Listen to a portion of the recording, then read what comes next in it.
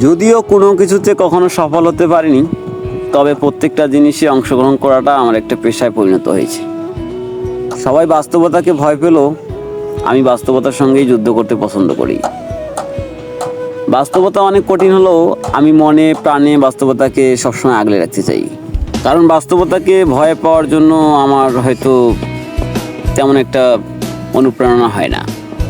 বাস্তবতা আমাকে সবসময় নতুন কিছু শিক্ষা দেয়, আমার ভুলগুলোকে সঠিক রূপে রূপান্তর করে।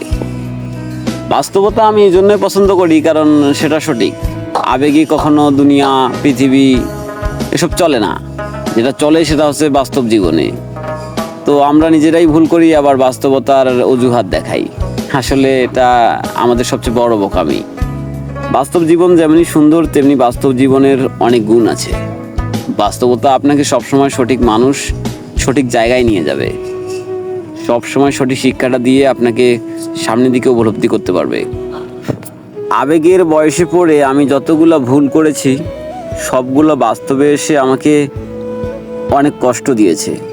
আসলে আবেগে কখনো আমাদের ভালো কিছু দিতে পারে না।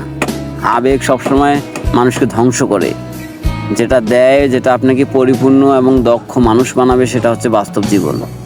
বাস্তবতাকে আমরা সবসময় কঠিন মনে করি, বাস্তবতাকে আমরা ভয় পাই। আসলে বাস্তব জীবন অনেক সুন্দর। কেউ যদি বাস্তবতা দিয়ে জীবন সাজায়, তাহলে তার জীবনে ভুল হওয়ার সম্ভাবনা খুবই কম এবং ভবিষ্যৎ সুন্দর হওয়ার সম্ভাবনা 100% বেশি থাকে।